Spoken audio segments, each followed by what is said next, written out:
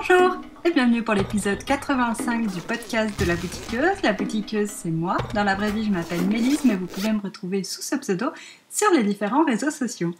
Alors, aujourd'hui, ça va être un épisode un peu hors série, puisque j'ai décidé de répondre au tag tricot proposé par Germaine et Bernadette Tricotte, donc le podcast québécois. Donc voilà, j'ai décidé de faire comme tout le monde et de répondre positivement à leurs demandes. Et parce que c'est super sympa, quoi, ça donne l'occasion de parler un peu de ce qu'on aime, et ça, c'est toujours cool. Donc voilà, j'enregistre cet épisode le je sais plus combien de août, 3 août je crois. Oui, c'est ça, on est le 3 août, il est 13h41, vous savez tout.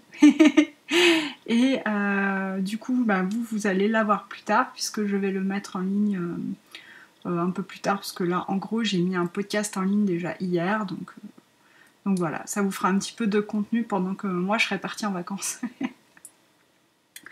J'ai pris mon tricot, vous voyez. Je me suis dit, je vais faire comme les autres, hein. Je suis un bon petit mouton, et ça tombe bien pour une tricoteuse. Non, c'est juste que, du coup, je trouve ça sympa de répondre à un tag tricot tout en tricotant. J'aimais bien l'idée.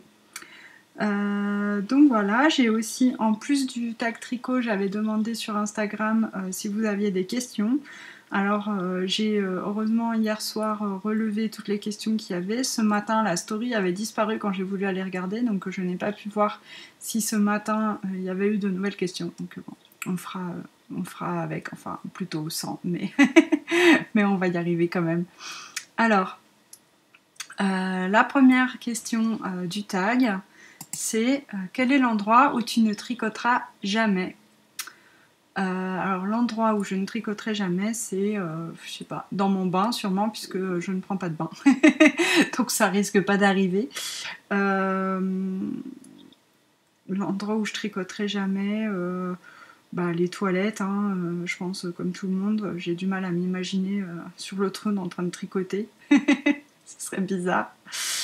Et pas très hygiénique non plus. Ouais, après, voilà, y a des endroits super chelous, genre un enterrement, ce serait peut-être bizarre aussi. Une réunion professionnelle importante, parce que, à un moment donné, je pense qu'il y a des gens qui pourraient interpréter ça comme un manque de respect si je me mettais à tricoter devant eux, même si, c'est sûr qu'il ne faut pas le prendre comme ça, mais bon.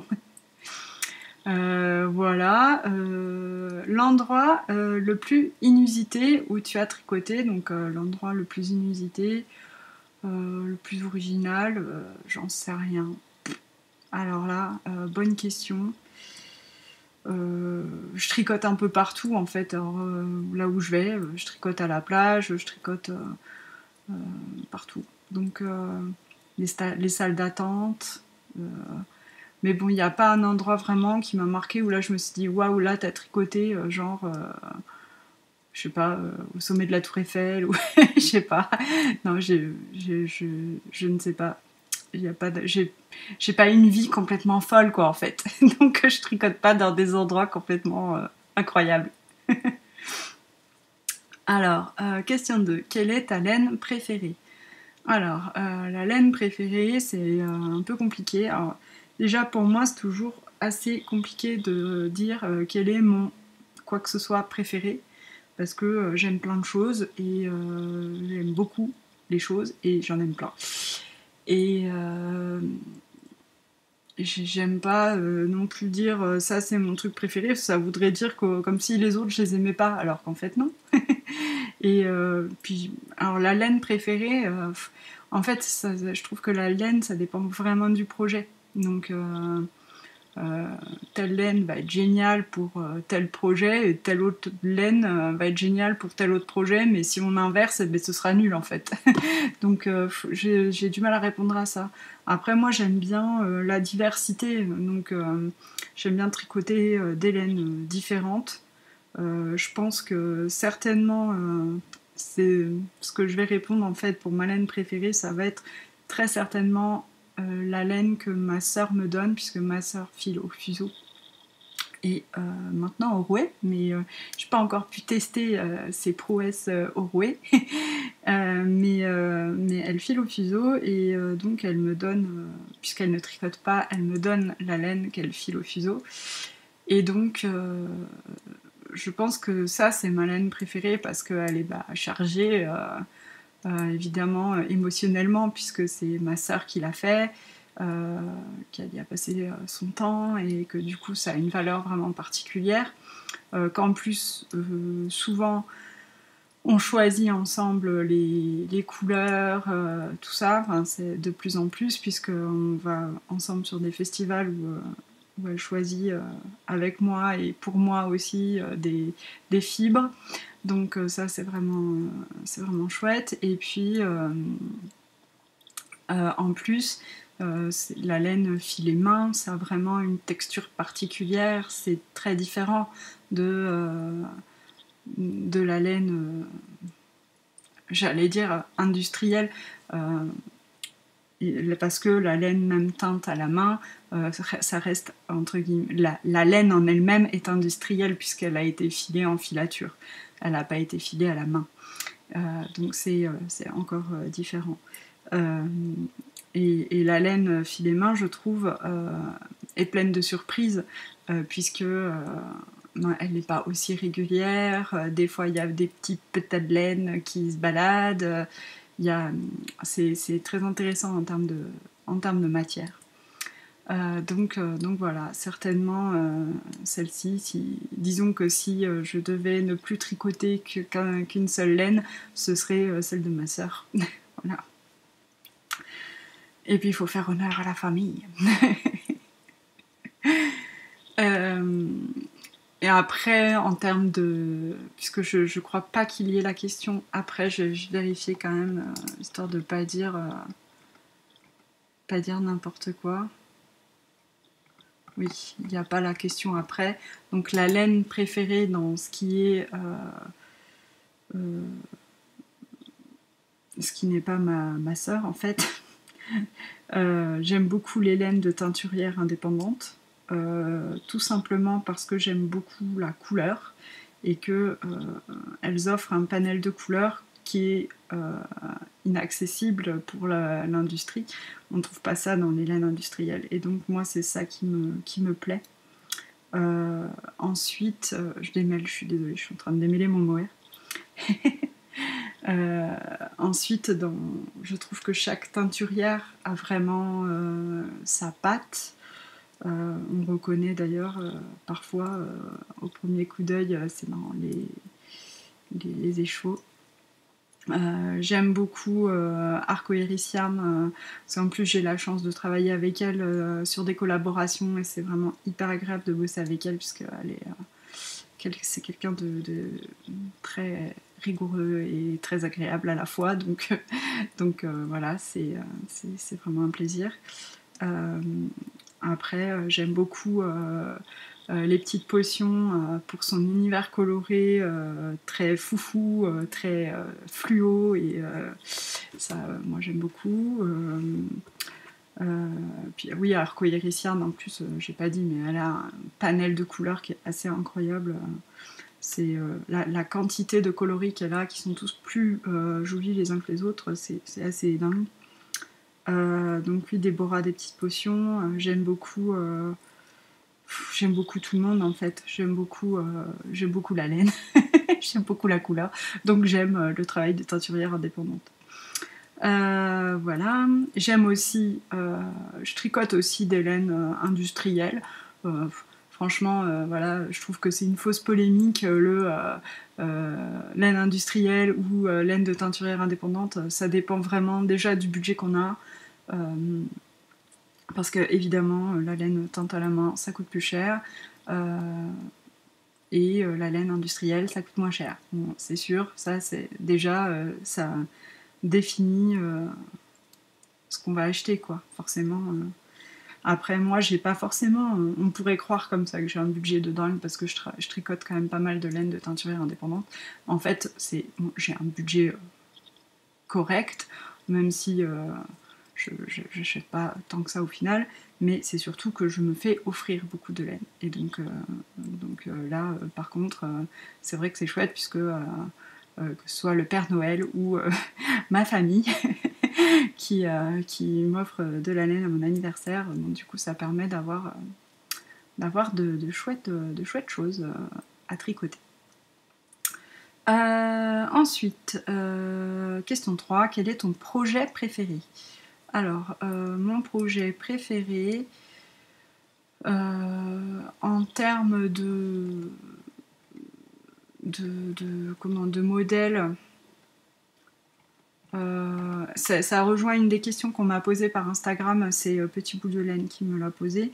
Elle me demandait, es-tu plus pull ou gilet? Moi je pense que je préfère les pulls.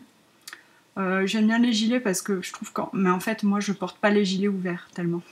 À part en été où là bon ok un gilet ouvert c'est bien. Mais enfin c'est bien, pourquoi pas quoi. Mais en hiver ou en automne, en mi-saison, je ferme mes gilets. Donc en fait les boutons ont un intérêt purement décoratif. Bon, ce qui est bien aussi, parce que quand on a des super beaux boutons comme ceux de Camelière par exemple, on est super content, ça rajoute vraiment un truc. Par contre, après c'est vrai que moi les boutons, je les ouvre pas. Donc on va dire que je serais plutôt pull du coup, puisque gilet fermé ou pull c'est un peu pareil. Donc ouais, je suis plutôt pull. Puis en plus, quand on fait un pull, on n'a pas à se relever des bandes de boutonnage, donc ça c'est pas mal aussi. Team feignasse. Voilà, donc entre les pulls et les gilets, voilà ce que je préfère. Ensuite, mon projet préféré, genre le projet que j'ai préféré tricoter de tous les temps, je sais pas. C'est un peu compliqué. On va dire que c'est toujours le dernier truc qu'on a fait, qu'on est content d'avoir fait. Dans les pulls que j'ai vraiment aimé beaucoup tricoter, il y a le Plum, qui est un pull avec une construction très originale. Ouais, là j'avais vraiment aimé découvrir cette construction. Il y a aussi... il y en a plein. J'aime beaucoup tricoter les chaussettes aussi. Non mais je sais pas en fait, c'est hyper dur je trouve de répondre à cette question parce que j'aime bien tout tricoter donc j'ai pas vraiment un projet préféré quoi. Vous voyez, à chaque fois qu'on me demande mon truc préféré je galère, hein. Ça se répète quoi, j'y peux rien. Donc on va passer à la question suivante. Quel est le projet que tu as le moins aimé? Projet amour-haine. Alors... les projets que, en général, j'aime moins tricoter, ce sont les projets avec des mères de jersey. Je ne suis pas du tout fan du jersey en rond au kilomètre, surtout sur des pulls, parce que bon, encore, quand on fait un gilet, on a des mailles en verre à tricoter, donc ça, c'est quand même assez chouette. Enfin, ça fait un peu de variété. Le projet comme ça, où je me rappelle le jersey m'avait vraiment pesé, c'était un pull avec un jacquard, c'était le Winterfjell, un truc comme ça, il s'appelle comme ça je crois. C'est un jacquard de Skeindir Nets. En fait, j'avais fait donc le haut avec des laines, la partie jacquard en haut avec les laines filet main de ma soeur, et toute la couleur principale c'était une couleur naturelle des laines paysannes. Alors j'aime beaucoup la laine des laines paysannes, mais alors me faire tout le corps là, tout droit, en jersey, en écru, parce que encore quand on a des variations de couleurs, bon ça, sur une même teinte à la main par exemple, bon, on se dit, ah, des petits speckles, ça, des machins, bon, ça ajoute un petit peu d'intérêt, mais alors, du écru qui ne varie pas, c'était long. J'ai cru que j'allais jamais le finir, ce jersey, quoi. Donc, voilà, il y a ça. Ensuite, le projet que je ne porte pas, j'ai bien aimé le faire, mais je l'ai pas porté, c'est le portage, justement. Parce que en fait c'est grâce à ce gilet que je me suis rendu compte que je ne portais pas des gilets ouverts, surtout des gilets chauds, puisque c'est un gilet en déca, et alors en plus j'ai une laine sur ce gilet qui est vraiment chaude. C'est une laine, c'est pas du Merino Superwash quoi, c'est du Wensleydale et je sais plus quoi. Elle est un petit peu poilue. Elle est très jolie cette laine, mais alors il va falloir que je détricote le pull, je pense, ou alors que je le donne à quelqu'un qui l'apprécie. Mais sinon, je le porte pas en fait, parce que il est trop chaud, il est trop ouvert, donc ça va pas. Donc voilà pour cette question. J'ai un petit problème là, qu'est-ce qui se passe? Alors, on va corriger, on va faire la petite correction de tricot. Et ben voilà, j'ai pas passé un fil de mohair. Hop, désolée, hein, faut que je fasse ça bien parce que bon, si j'ai des erreurs dans mon tricot, ça va pas le faire. Hop. Alors, question 4. Quel est le projet que tu as moins aimé? Non, ça je viens de le dire. Question 5. Quel est le patron que tu veux toujours faire et que tu ne fais jamais? Et ça se recoupe avec une autre question qui était... Alors, elle est où cette question?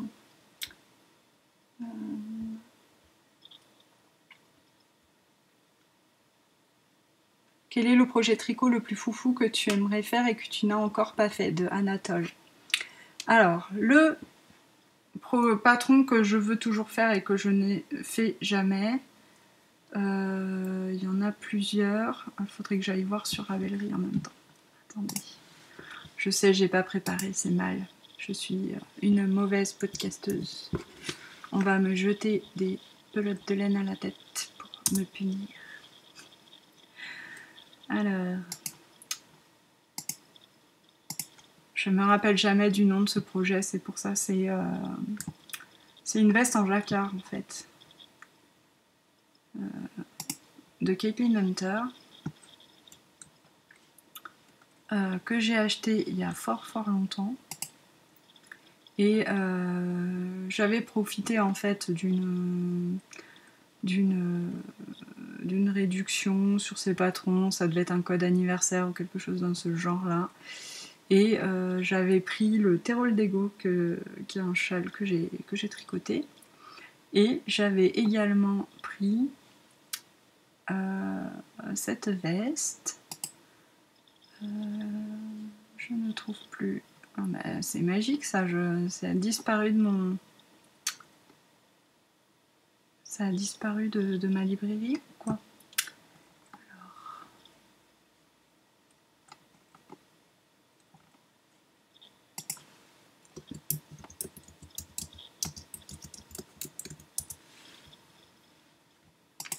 Voilà, le Ramblin' Woman, c'est ça.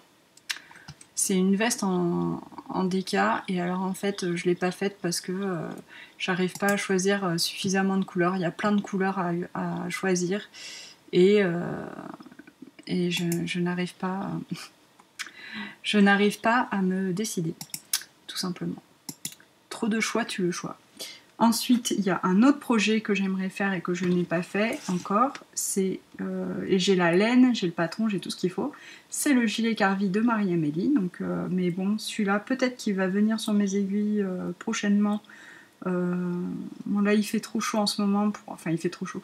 J'ai ma grosse moumoute. C'est le jour où il fait mauvais, mais il y a 2 jours, il faisait 36, quoi. Il fait trop chaud pour tricoter ça parce que c'est en worsted, je crois. Donc, non... Là, pas en ce moment. Mais ça va me reprendre, voilà, bientôt. À l'automne, je pense. Je vais me le faire. Donc voilà, il y a celui-là. Et ensuite, le projet foufou. Alors, le projet foufou, c'est pas vraiment un projet foufou, mais des projets foufou, puisque ce serait des projets de Steven West. J'ai encore jamais tricoté de Steven West. Et alors, me connaissant... Et vu ce que j'en entends, je suis sûre qu'en plus j'apprécierais vraiment, puisque j'aime beaucoup quand il y a de la variété, quand on ne fait pas toujours du point mousse ou du jersey, quoi. Et bon, c'est vrai que ça me fait envie, mais j'ai jamais osé me lancer, notamment dans ces cas de mystère. Mais peut-être que cette année, je vais me lancer, je vais voir. Je sais pas quand, je me rappelle pas exactement à quelle date il le lance. Ce serait chouette que je puisse en fait... comme j'ai 2 festivals là en septembre-octobre, que je puisse acheter les laines pour le mystère de Steven West. Ça pourrait être sympa pour une fois de le faire. Donc ça, ce serait vraiment le truc foufou, parce que c'est vrai que Steven West en général c'est des trucs quand même un peu barrés quoi, mais je pense que moi ça me plairait.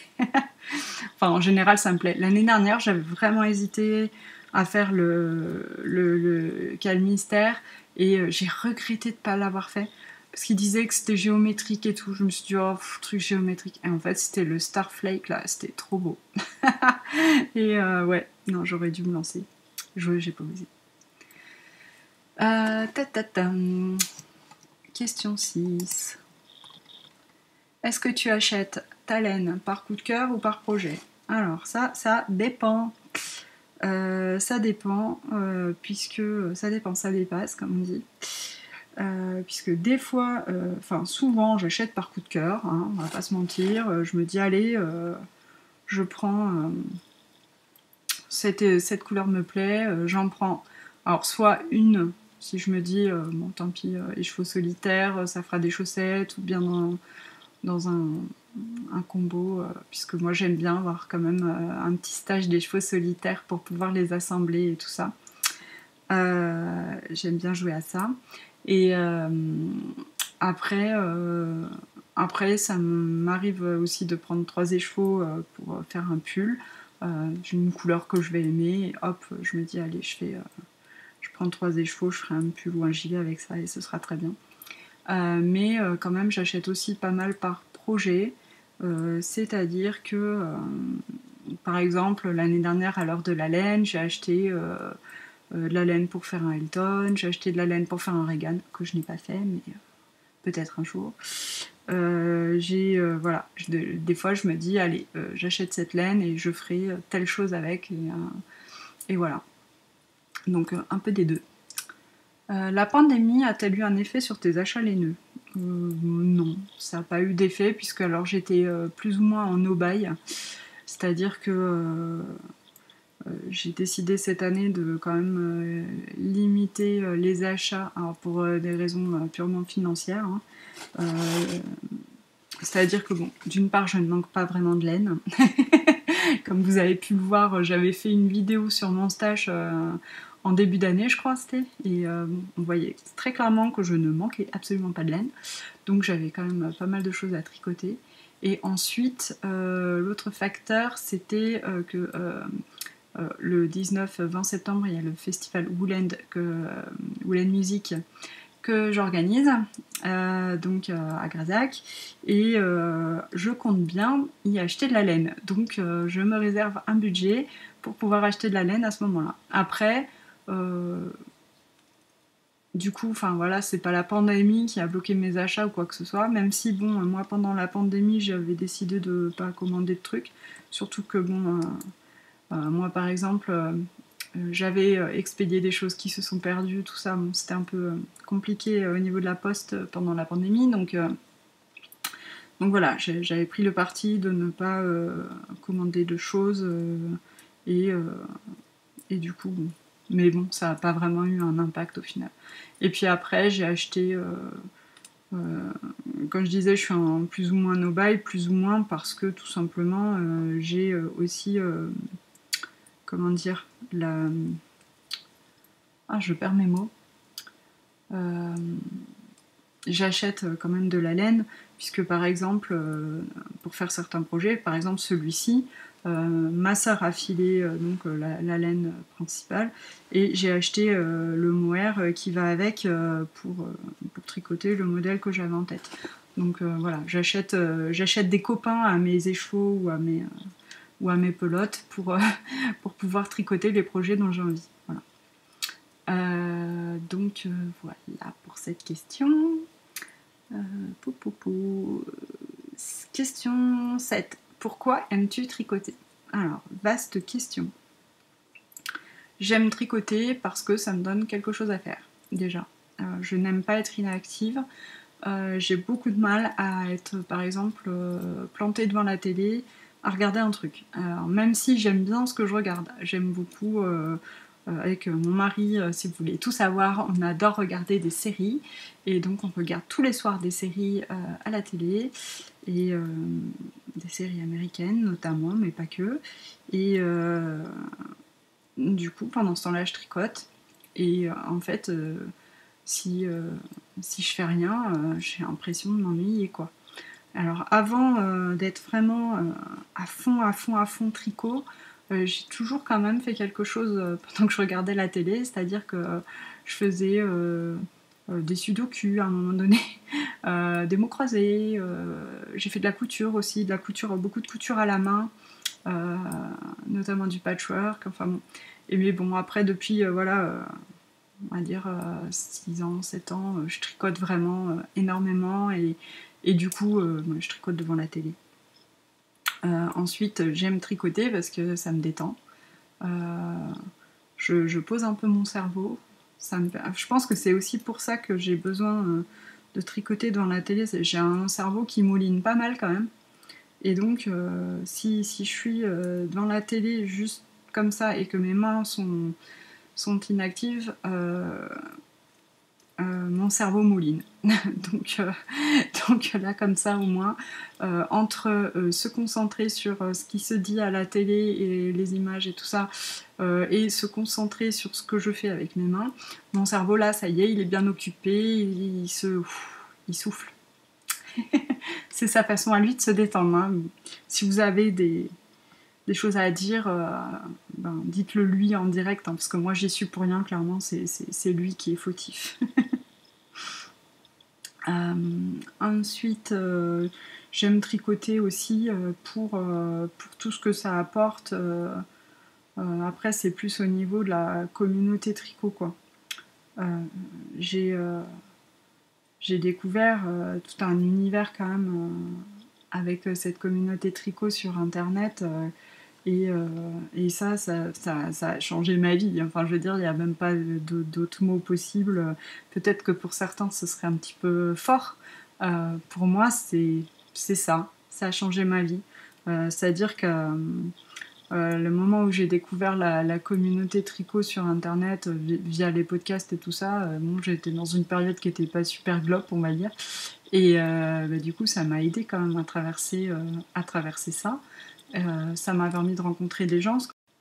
J'ai dû couper la vidéo parce que j'avais l'ordinateur qui moulinait et du coup ça ramenait grave. Je sais plus trop où j'en étais. Je pense que j'étais en train de vous parler du fait que la communauté tricot sur internet avait vraiment changé ma vie.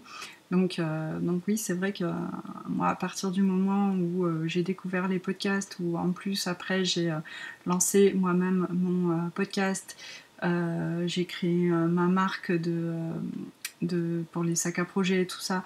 Enfin voilà, moi là je lance un festival, quoi. Enfin, c'est un truc de fou, quoi. Ça a vraiment, j'ai rencontré tellement de gens adorables, des amis. Enfin, ça a vraiment tout changé, quoi. Donc pourquoi j'aime tricoter? Pour toutes ces raisons qui font que, et aussi pour avoir des jolis vêtements, hein, on est d'accord, mais c'est tellement plus que ça pour moi, le tricot. C'est incroyable, quoi. C'est incroyable. Voilà. Question 8, quels sont tes designers préférés? Donc se référer à plutôt dans la vidéo quand je dis que j'ai du mal à dire ce qui est mon préféré de quoi que ce soit. Plus sérieusement, j'ai vraiment pas de designer préféré, c'est-à-dire que quand je veux faire un patron, quand je veux faire un pull, quand je veux faire peu importe, je cherche sur Ravelry et je regarde les modèles. Je ne regarde pas des designers en particulier, je regarde les modèles. Et quand je flash sur un truc, moi je m'en fiche pas mal de savoir qui l'a fait, j'ai envie de le faire. Voilà, c'est le projet, c'est pas vraiment la personne derrière. Après, je trouve qu'il y a beaucoup de designers de talent.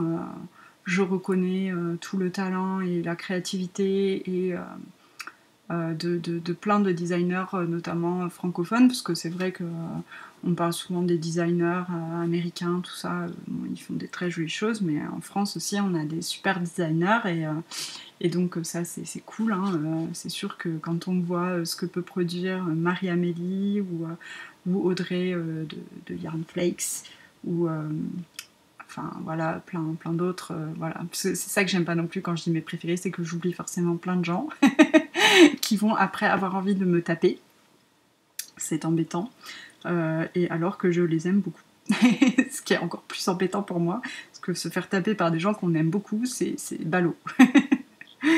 Donc voilà, ouais, j'aime plein de personnes, et je trouve que plein de personnes font un travail formidable. Cela dit, après je tricote pas plus une designer qu'une autre. Je tricote en fonction de ce que j'aime, et des fois c'est des projets que personne n'a fait, ou 30 personnes, et voilà quoi. Donc, et des fois c'est aussi des projets que tout le monde a fait, du type le Elton cardigan de Rory Locatelli. Tout le monde l'a fait, mais c'est pas grave, j'ai aussi ma version et je l'aime beaucoup. Mais à la fois, c'est pas forcément non plus un critère, c'est-à-dire que moi, des fois, quand je vois trop un truc, après, j'ai pas forcément envie de le tricoter. En général, je fais partie de la deuxième vague, c'est-à-dire qu'il y a une première vague de gens qui tricotent tous le truc, là, comme ça me l'a fait pour le Elton et pour le Love Note aussi. Tout le monde tricote le projet, et là j'en ai marre de le voir, j'en peux plus, je veux pas le faire, tout ça. Et puis quand ça se tasse, là, que les gens sont passés un peu sur autre chose, là je me dis, ah tiens, je le tricote très bien, celui-là est joli quand même. Puis on le voit plus, alors ça me fait pas l'effet surdose là dans ma tête. Et donc, ouais, en général, je me mets à le tricoter. Et là, en fait, il y a plein d'autres gens qui sont comme moi et qui ont eu le même processus, quoi. Et qui, du coup, hop, forment avec moi une deuxième vague de tricot de tels projets hyper connus. Donc, on a eu la deuxième vague des Elton, la deuxième vague des Love Notes, tout ça. Donc, c'est assez drôle. Je vais recouper la vidéo pour interruption homme qui ne sait pas que je suis en train de tourner une vidéo et qui vient me parler. Moi j'avais fini sur les designers préférés. On va passer à la question 9. Quel podcast écoutes-tu? Alors ça c'est de la question, parce que j'écoute énormément de podcasts. J'en écoute tous les jours, plusieurs. Sachant que j'écoute je dis j'écoute parce que j'écoute plus que je regarde, hein. Je regarde quand même, mais j'écoute plutôt puisque je tricote en même temps, je regarde ce que je fais, ou alors je couds en même temps, puisque toute la journée quand je fais de la couture, donc ici dans mon atelier, je me mets là devant moi, c'est mon ordinateur, et je mets des podcasts, et donc ça me fait un fond sonore agréable, et j'écoute comme ça les gens parler de choses que j'aime, donc c'est assez chouette. Les podcasts, j'en écoute ouais, énormément. Puisqu'il faut dire des noms, c'est pareil, je déteste ça, parce qu'il y a plein de gens que je vais pas citer et que j'adore, qui auront envie de me taper, tant pis, c'est pas grave. Et donc dans les podcasts que j'écoute, je vais les classer un petit peu. Dans les podcasts les plus des anciennes, hein, les podcasts historiques, j'écoute beaucoup, celle dont je regarde le podcast tout de suite quand il vient de sortir. Il y a Nathalie, by Net Création. Il y a Cécile de Que font mes mains. Il y a qui d'autre dans les plus anciennes, je sais pas, il y en a tellement plein que je regarde, c'est un truc de fou quoi. Eve, Bobine et Pelote, j'adore les podcasts d'Eve. Je trouve qu'elle a vraiment un style particulier de podcast, dans le sens où il y a une atmosphère, elle arrive à intégrer le vlog d'une façon très très naturelle, je trouve. Moi j'aimerais beaucoup savoir faire ça, mais je suis pas très douée en vlog. C'est surtout que bon, je me dis j'ai envie de le faire, mais après quand je suis dans l'action, dans le moment, j'ai du mal à sortir mon téléphone pour filmer. C'est exactement la même chose quand je suis un un festival, je prends jamais de photos. Ou à un événement de tricot, je prends jamais de photos. Là, l'autre jour, j'étais au pique-nique à Woollen d'ailleurs, c'était trop bien. C'était un vrai plaisir de rencontrer toutes les personnes qui étaient là, c'était vraiment génial. Je n'ai pris aucune photo. Un truc de fou. Je passe réflexe. Donc bon, vous voyez, pour faire des vlogs, faut avoir ce genre de réflexe et moi je l'ai pas. Mais Eve, elle fait ça vraiment super bien. Donc ouais, Eve. Ensuite, dans les podcasts les podcasteuses les plus anciennes, je sais pas. J'ai dû encore couper parce que ça faisait des ça ramait quoi. Il y a si, je regarde du coup ma liste d'abonnements, histoire de me rafraîchir la mémoire. Il y a Anne Niva. J'adore son podcast, je regarde dès qu'il sort. C'est pareil, Anne, elle a, je sais pas, elle a son truc à elle. J'aime beaucoup sa façon de présenter, j'aime beaucoup ce qu'elle présente en règle générale, c'est très agréable. Voilà. Il y a aussi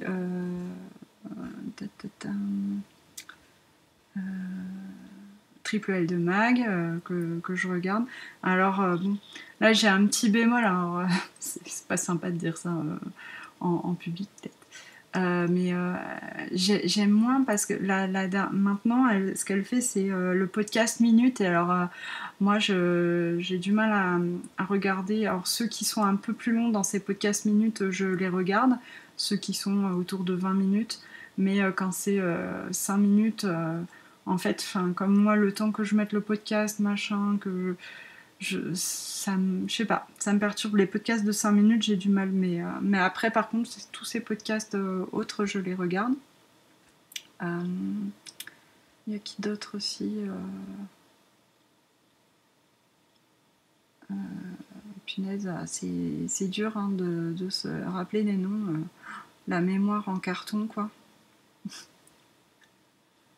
Je regarde Yarn Flakes aussi, Audrey, je trouve ça hyper intéressant parce qu'évidemment elle a le point de vue de la designeuse tricot et ça tout le monde ne l'a pas évidemment, donc c'est très riche.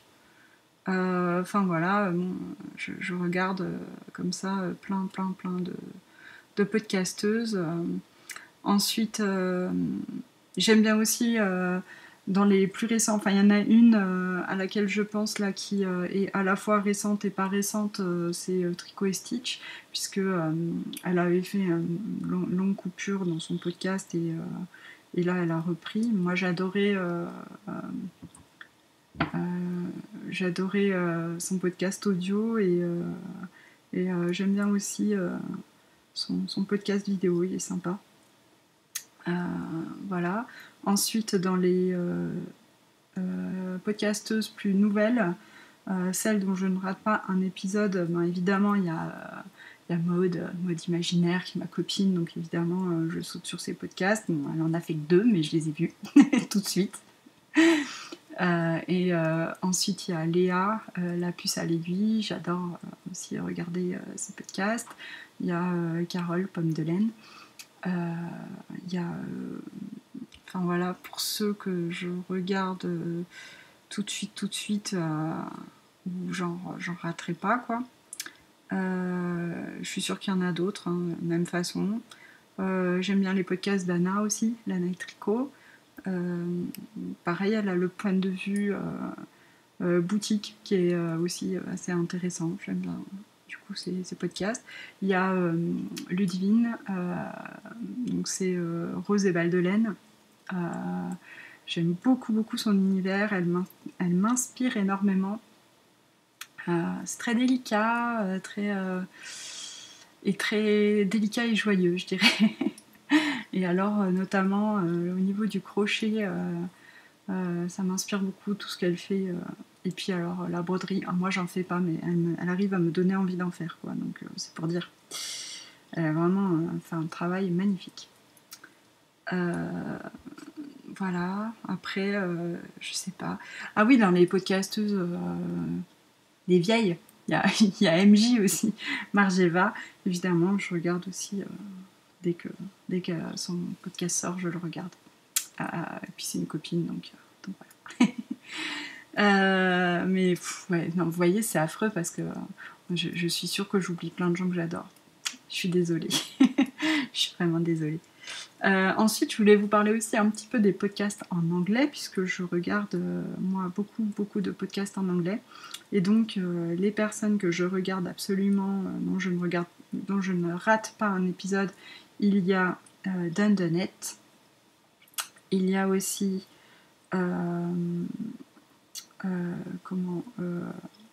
Stranded Dialogues. Stranded Podcast, du coup, avec Amy. Donc, elles, ce sont deux Anglaises. Et Amy, elle fait aussi de la teinture et un travail très très beau en teinture. Ensuite, il y a en anglais, je regarde les Grocery Girls qui me font toujours beaucoup rire. Je regarde les Knit Girls aussi, qui, elles, c'est des podcasteuses historiques, ça fait genre 10 ans qu'elles font des podcasts, quoi, c'est un truc de fou. Ouais, non, je regarde vraiment pas mal de monde en anglais. Je regarde aussi des podcasts québécois. Je regarde les procrastiniteuses. Je regarde les joyeuses tricoteuses. Je regarde les dompteuses de fil. Je regarde j'ai plus le temps d'une laine. Un bas solitaire aussi.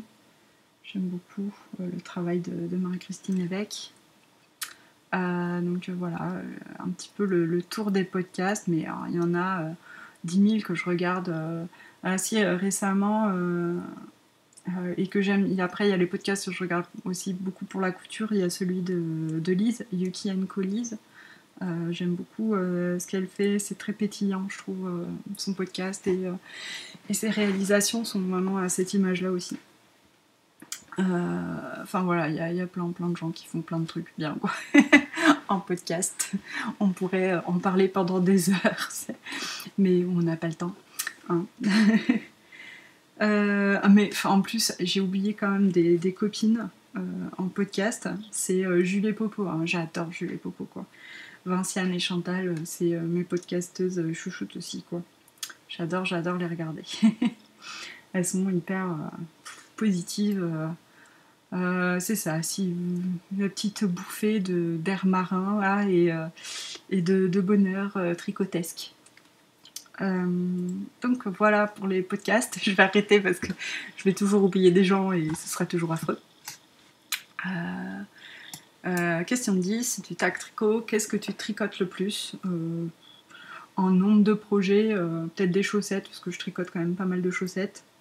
Mais je tricote aussi quand même pas mal de pulls.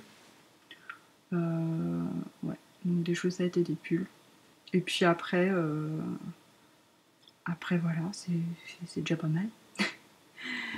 J'ai passé aux questions qu'on m'a posées via Instagram. Alors, les photos.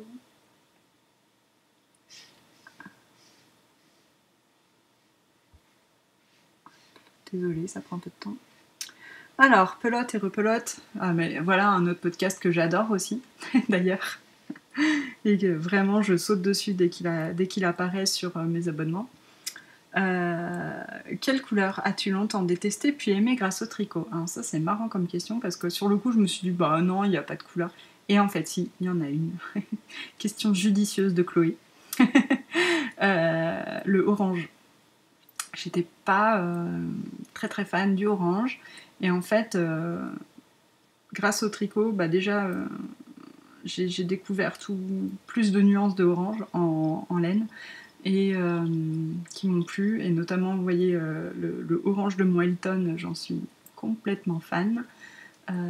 Et je pense que le tricot aussi donne cette opportunité de mélanger les couleurs qui fait que on se rend compte de l'intérêt de toutes les couleurs. Et ça, c'est très très cool. Puisqu'on se rend compte que même des couleurs qui, peut-être toutes seules, ouais, bof, sans plus, finalement, on les associe et là, on fait ah ouais, quand même, ouais, là, c'est cool. Comme 3 pommes me demande Hello, si tu avais l'opportunité de faire un autre métier, que ferais-tu? Alors ça, c'est rigolo comme question parce que déjà, je fais pas mal de métiers pour une seule personne. Parce que quand même, je suis couturière, je suis éditrice et en plus, là, je vais me mettre à être prof de couture. Donc, et j'organise des événements tricot. Ça fait déjà pas mal de boulot. Hein. Si je devais faire un autre métier,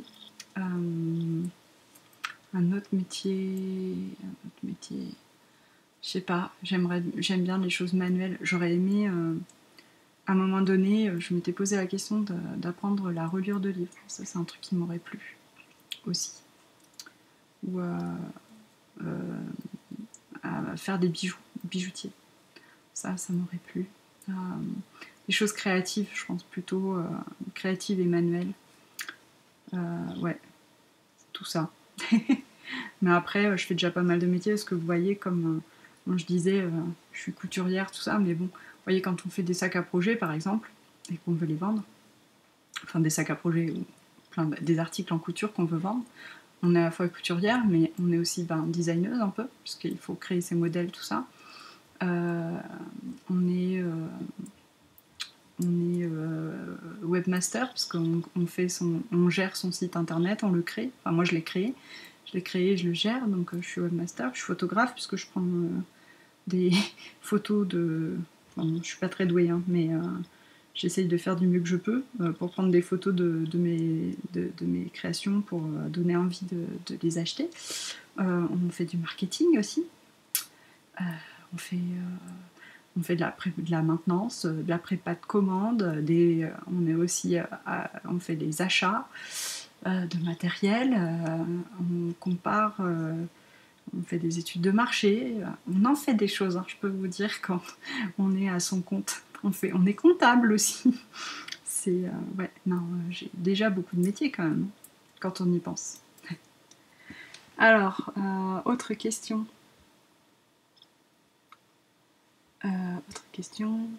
Quand est-ce que tu nous publies un nouveau carnet créatif, un tricopathe revisité ou autre?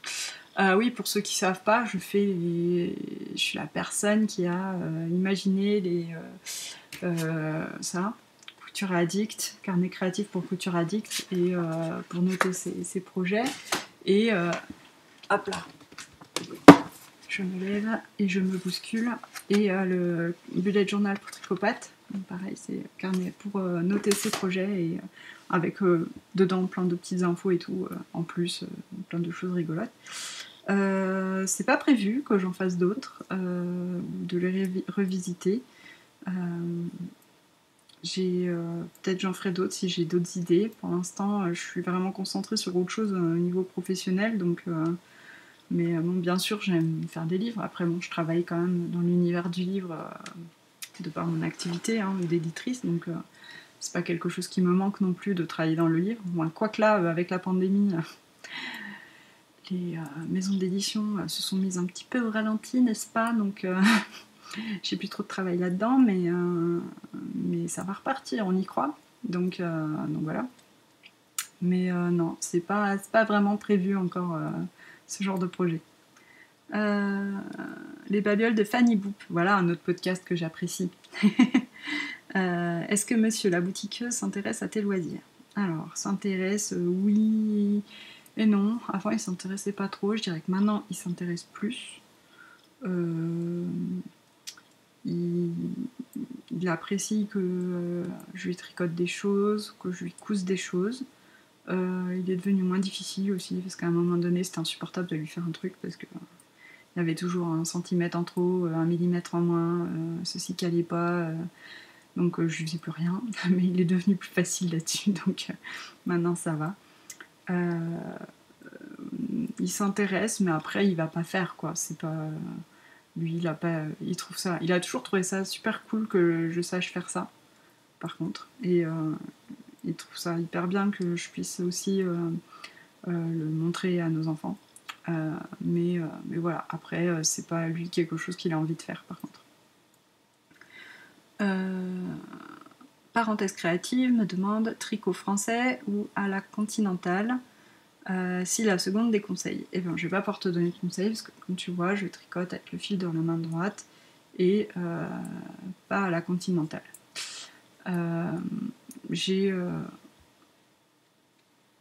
trouve ça intéressant de savoir faire différentes techniques en tricot. Je sais comment on fait pour tricoter à la continentale, notamment parce que j'ai dû apprendre à une copine qui est allemande à faire des mailles envers et elle savait faire des mailles en droit à la continentale, donc j'ai dû lui apprendre à faire des mailles envers à la continentale et donc j'ai dû regarder les tutos, apprendre moi-même pour pouvoir lui montrer. donc voilà, mais après non, moi c'est pas une technique qui m'intéresse. Souvent les gens disent que c'est qu'ils ont appris ça pour aller plus vite, alors moi je trouve que je tricote déjà suffisamment vite, j'ai pas besoin de tricoter plus vite que ça. Ça m'intéresse pas plus que ça quoi, de changer ma technique de tricot, la mienne me convient. Après, peut-être que si un jour, par exemple, j'ai des problèmes de main ou quoi que ce soit, peut-être que j'y passerai, hein. Il ne faut pas dire fontaine, n'est-ce pas ? Mais non, je ne sais pas, je n'utilise pas cette technique. Petit bout de laine 5, si tu devais choisir entre la lace, la fingering, la déca, la sport, que choisirais-tu ? Je choisirais... moi j'aime bien la déca. J'aime bien la fingering aussi. Ça dépend aussi du projet, hein. Évidemment pour des chaussettes, la fingering c'est bien. Pour des pulls, j'aime bien la déca. C'est vraiment une épaisseur que j'aime bien tricoter pour un pull. Surtout que bon, les pulls en fingering, pour moi c'est vraiment des trucs d'été quoi. En hiver, il me faut des laines plus épaisses et notamment de la déca. Et notamment ce mélange, j'adore doubler mes laines avec du mohair, mélanger de la fingering avec du mohair pour avoir une déca. Et ça, je trouve ça top. Voilà. Préfères-tu, toujours petit bout de laine 5, préfères-tu la dentelle ou le jacquard ? Je dirais la dentelle. J'aime bien le jacquard, mais sans plus. C'est pas forcément une technique. J'aime bien le faire, j'aime bien savoir le faire aussi. Et j'aime bien le résultat, hein, je trouve ça très joli. Mais ouais, je serais plus dentelle. J'aime bien les torsades aussi. J'aime tout en fait, c'est un problème. Souvent on me dit ça. J'aime tout. Qu'est-ce que tu aimes le moins dans le tricot ? Relever les manches, tricoter les manches, relever les mailles, tricoter les manches, tout ça. Ce que j'aime le moins dans le tricot, c'est défaire. Je déteste défaire pour refaire. Ça, c'est un truc, ça m'agace. J'aime bien... comment dire, je suis de la team vraiment bidouille, c'est-à-dire que si au lieu de défaire, je peux juste bidouiller un truc et ça passe les doigts dans le nez, et ben je le fais. Ça c'est sûr et certain. Après, s'il faut vraiment défaire, je défais, hein, quand même. Et non, après les manches, ça me dérange pas du tout de tricoter les manches. J'ai pas de syndrome non plus de la deuxième chaussette ou quoi que ce soit, ça aucun problème. Ce que j'aime pas dans le tricot, c'est tricoter les mères de Jersey. Et ce que j'aime pas non plus dans le tricot trop, c'est relever les mailles. Bon, enfin, c'est pas que ça me dérange, mais je trouve pas ça palpitant, c'est pas ce que je préfère faire, quoi, on va dire. Voilà. Et je crois que c'est tout pour les questions. Ouais, alors s'il y en avait d'autres qui ont disparu dans les méandres d'Instagram, je suis désolée. Mais bon, voilà, j'ai essayé de répondre à tout. Et ben, sur ce, j'espère que vous passez un bel été. J'espère que vous allez bien.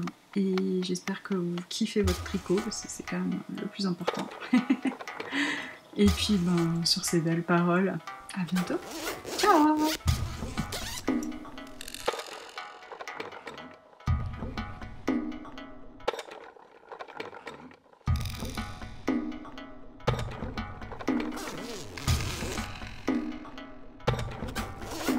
Besoin un jour de... Ben oui, voilà, c'est pour ça, je me disais, et c'est pas tout le monde qui a besoin de ça non plus.